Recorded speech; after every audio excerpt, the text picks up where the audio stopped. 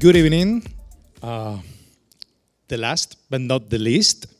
So thank you to stay here because we're going to talk about the future, Web3 and healthcare. It's an amazing subject, so please stay here. I'm a medical doctor, gastroenterology, and then a medical advisor at Aimedis. They talked before about that, metaverse and healthcare, but we are focusing with three. And I have here this great panelist. So I would like that they introduce by themselves. So Niels, Gil, Steven, Ali, and Gabriëlle, please. Can you start, Niels? Well, I'm a radiation oncologist. That's more than half of my week. And the rest of the week, the weekends and the night times, I'm working on my own company, CatalyzIT. And, well, we come back later on what I'm doing right now, because it's really amazing. Me? Nice to be here. Elshenawy, founder of MedSaaS Inbound, which is basically a growth engine for early stage digital health and MedTech ventures. We actually help early stage MedTech ventures with go-to-market strategy and help them start their marketing functions and scale their marketing ability using tech-based methodology. So that's the main objective of MedSaaS Inbound. Okay. I'm Steven Vermiere. I'm an entrepreneur at heart, and we look always towards sustainable growth and look from two different angles, the angle of business and the technology, and try to find a common ground, because as we know, the technology people are speaking normally one language and the business people a completely different one, so we try to translate that. And furthermore, I'm involved in a lot of startups, scale-ups, and accelerators. And just to have a little bit of marketing, tomorrow afternoon I also do a workshop about sustainable growth for innovative ventures. Hi, my name is Gil Solomon. I own a law firm based in Israel, Tel Aviv. My law firm was ranked as one of Israel's leading blockchain law firms for 2 years consecutively now. And one other thing that makes me relevant to this panel is that before I became a lawyer, I worked in health tech technology company, a small company named Philips, developing CT scanners as a QA and a test designer. And so healthcare was really my passion for the last few years. Okay, I close the loop, so good evening everybody, and thanks for sharing the last panel with us. My name is Niels, and I work with a company called 𝐂𝐿. So 𝐂𝐿 is actually a Belgium-based but global award-winning innovation design studio. And so if you compare design thinking, which put the user at the center, to marketing, I could say marketing, like Ali, is making people want things, and we make things people want. Okay, so that's a little bit different, but both very important. And so, yeah, I'm here from the user point of view, because it's always at the center of what I do in my design trajectories with my clients, startups to corporates, trying to define, design, and exploit potential value opportunities in the market.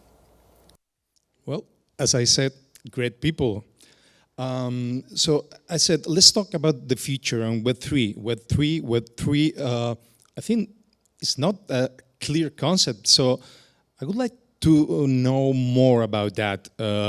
Maybe two of our panelists can explain their ideas.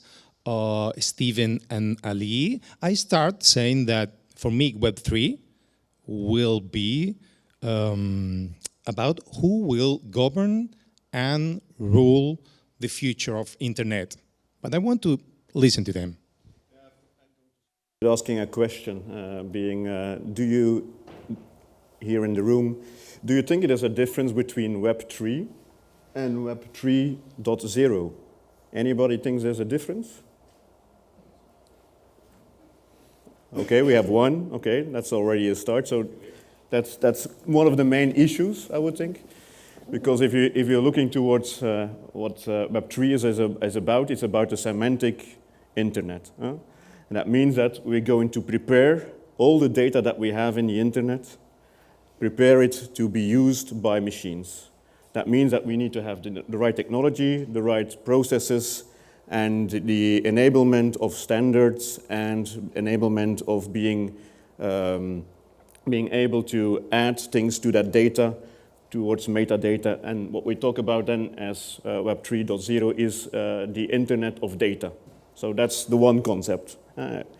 Then we all know probably what Web 2 is all about. We all know, well, in the beginning there was Web 1. We had the famous discussion about we only read. So there were websites where you can only read, but you could not enter anything. Later on, in the situation that we are now, is Web 2.2, so that we interact, so we have read and write. And at the end of the day, we use Facebook or other applications which create, we create data, we produce data, and they monetize it. So at the end of the day, we are the product, and they use our data. A lot of people within, I would say, certainly within the crypto and blockchain industry and tech industry, they thought this is not really the way that we want to be treated. We create data and we are not getting anything in return. So that's why Web 3 exists, and we focus on two important parts. One is decentralization, and the second one is regarding the data. So the decentralization can be done in two ways. It can be done an architectural way, and that's why a building block as a blockchain as part of a DLT can be used.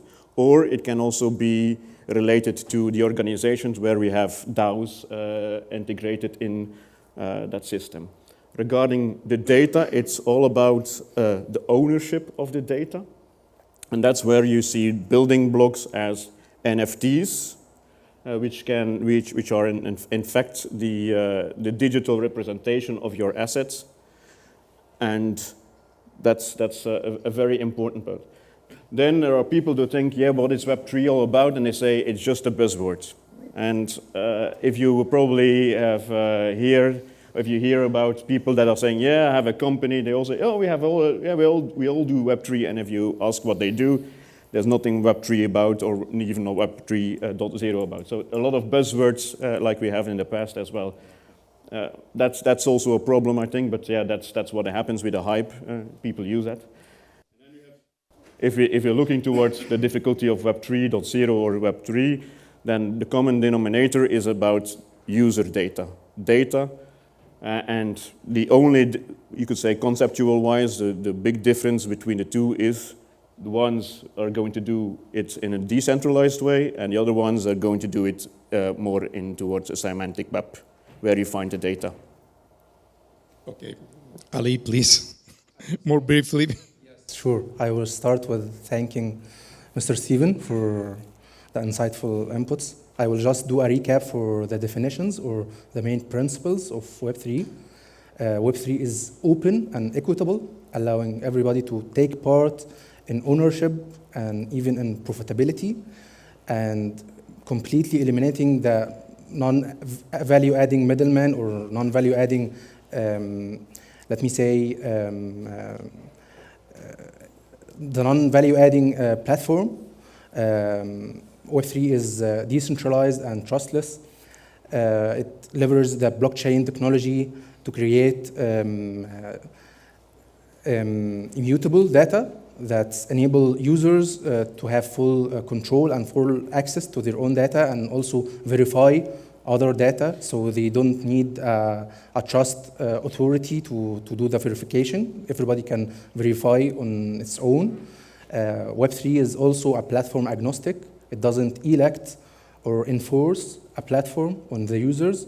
It treats data as pure data and gives the users the choice, the freedom of choice to use the way they consume data, and the way they even, the place they can store their data in, and the way they can consume data. So it actually enables a person-to-person and a person-to-company engagement without intermediaries. So these are the main principles.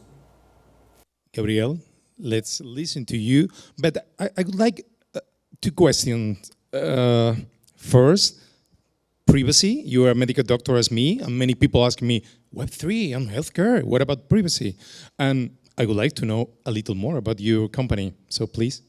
My company, to start with, I raised this company because I was seeing that healthcare doesn't stop with the bricks and mortar of my own clinical practice, and that I couldn't follow my own Hippocratic oath, the deepest professional value of a doctor, and also for the rest of the healthcare space, because if I'm contributing to healthcare and I follow this professional value, why wouldn't all these stakeholders, and these are growing stakeholders like the tech companies, all of them, policymakers, just follow it. So this is what I'm doing, working on this sustainable ecosystem, and well, I stopped there, but I want to just bring in something on the two other panelists.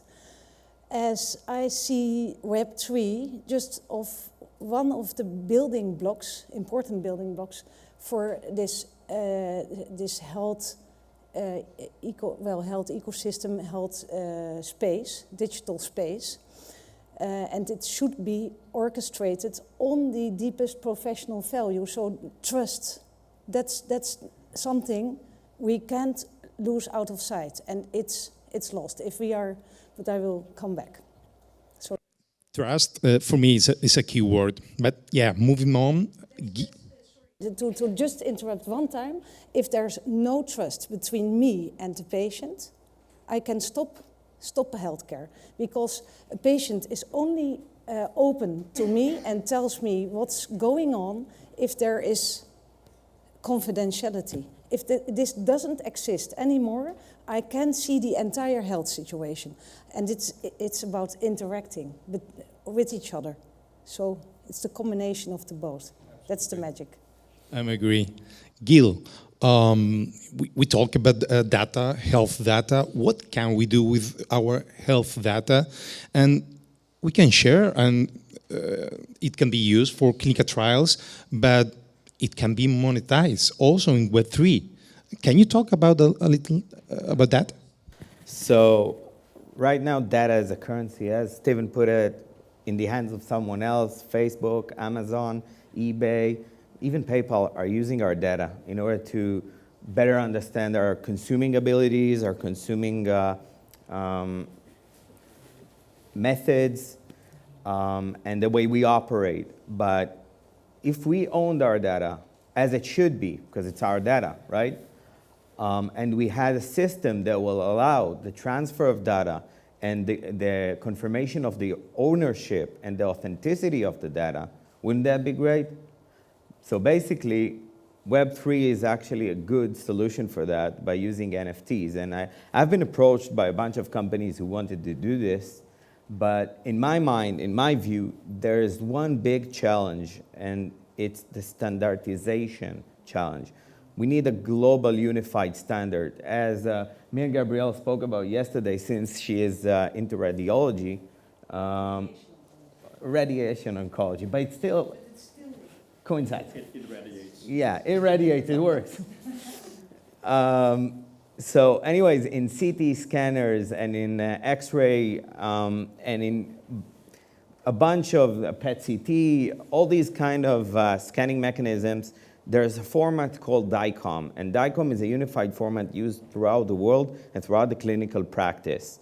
By unifying this standard, I can go with my X-ray from one doctor to another doctor, and they would both be able to use it. If we had this kind of thing with our medical data, with an NFT that will allow us to profit from sharing our medical data with clinical trials, with the pharmaceutical companies, with medical device manufacturers, we can make, we can democratize data. So in my view, that's kind of the future, or the desired future. That's another key word. And Niels, token will be part of Web3, but I would like to understand more, how can we do tokens and Web3, and maybe explain a little in healthcare? Okay. Yeah, so tokenization, I think, and token economics, buzzwords, but I think important elements also to Web3.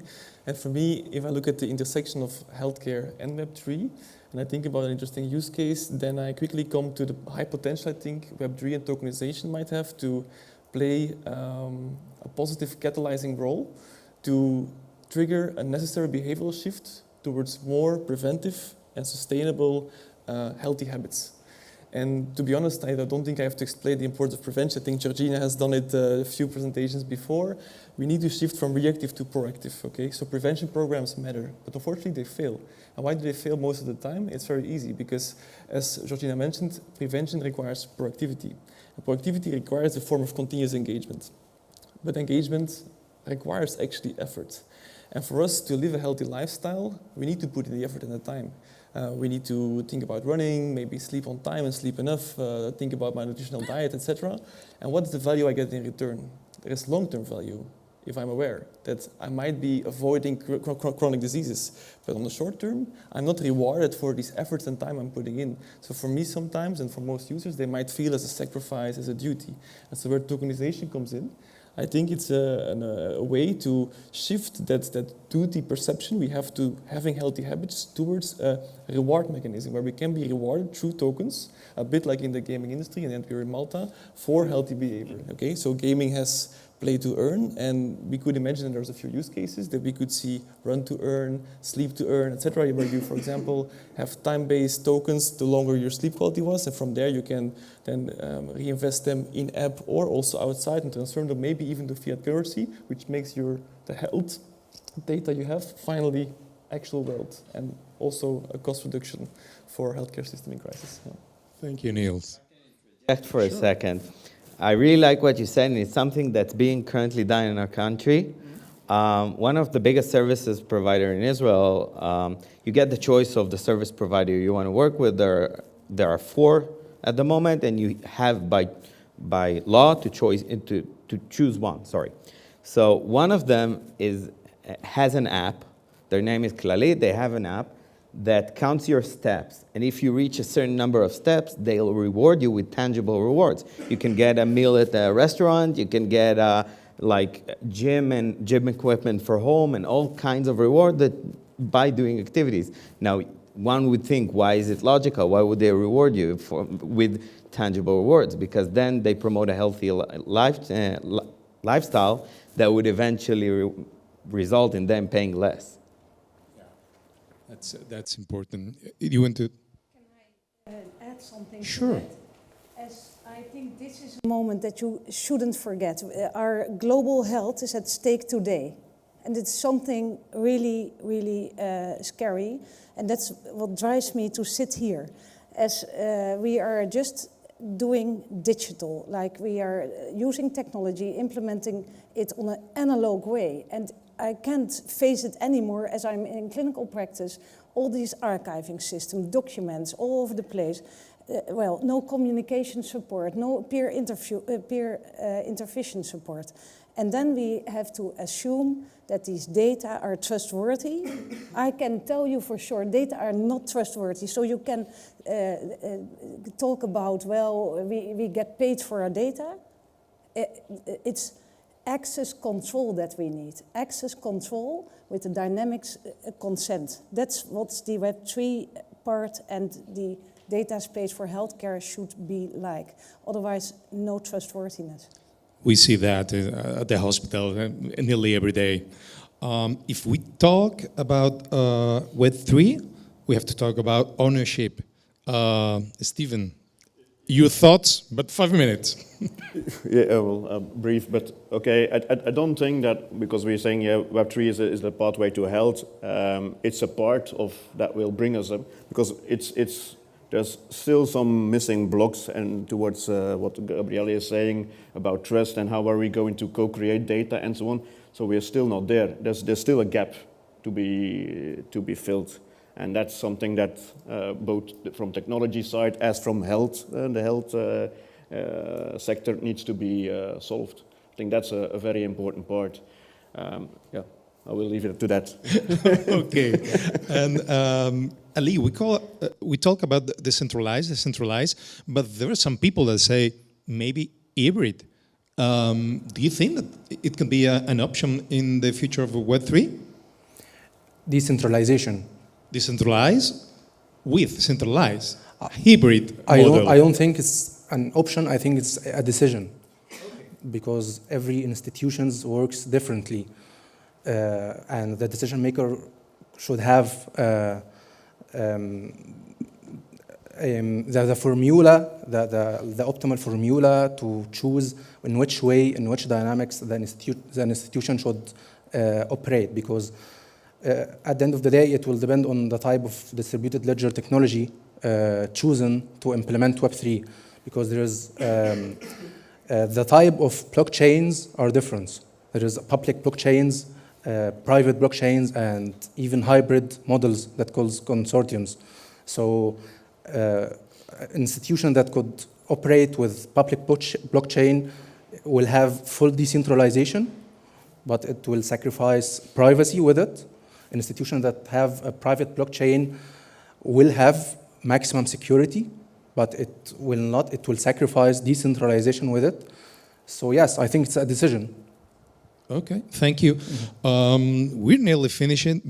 Open question. I'm always go to my healthcare part. So health equity. I think it's important. What do you think about health equity and Web3 and about the digital gap? All these around. Open question. It's a great question, as we are now building on this cooperatives, and I want really to ask you to help me. I have not the time to tell about it, but we should see it like we have a long-term purpose, and to share the data, well, treat data as a commons. So then the data will be valuable, and we could build on. Well, we have a blueprint. That's an international team where I'm working with to design such an ecosystem, and then we can generate health equity and wealth equity, and that should be the future. As I think the Web3, well, it's decentral by design, and the European Union has said the internet. That's a human internet, and a human internet deserves human values. And for me, that's the Hippocratic value of trust between people. And if we don't design and don't orchestrate this into the system, we have now the chance to do that. Then we won't have health in some years. That's my opinion. I'm really driven, but I think this should be the message today. Niels, I would like to know more about, you're focusing healthcare with 3 and also like sport. And tell me about that, please. So for me, we actually can make it, all of us will also do the bridge to what Gabriëlle was saying, because I like that as a panel we're already talking about on what conditions it can be true. And it's important, I think, to be aware on like what are the key success factors to move beyond the hype, because there is already some implementations, luckily, but it's still early days, and we need to move beyond the hype, I would say, upwards in that S-curve of innovation, and think about what can be relevant solutions, but also relevant problems we're solving. And so me coming from a human-centered design point of view, I would like to highlight quickly in a few seconds the problem, because in our industry, too often than not, we try to think technology first. We try to think like, how can we fit this technology to problems? But in the end, there is no point in solving a problem nobody cares about. So when there is no use, there is no value. And we need to be careful to start user-centric, understand what are the key problems we're solving, and solve those better, including trust, including standardization, including other mechanics than existing alternatives. And I think that would be my key message in health and sports and anything to make sure this is a successful potential pathway.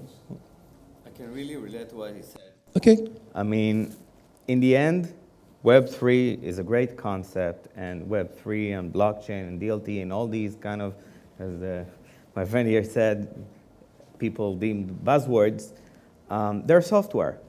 But the principles, as you said, need to be maintained with patient-centric approach and having the patient in mind in the end. Don't forget the doctor. We have The patient is nothing without the doctor, and in reverse. I'm really completely true. I think it's part of a whole ecosystem. You need to look into all the people that are, or all the actors within the whole ecosystem, and they need to agree. Otherwise, it doesn't make any sense. Okay, I think we have a lovely dinner after, and people can talk to you. I think it will be, they will have many questions. I want to finish saying that I think Web3 will create like a proactive healthcare, and we create and we own our health data. So from the data, we have information, acknowledgement. That line will improve healthcare. Thank you very much. Encourage involvement. Thank you.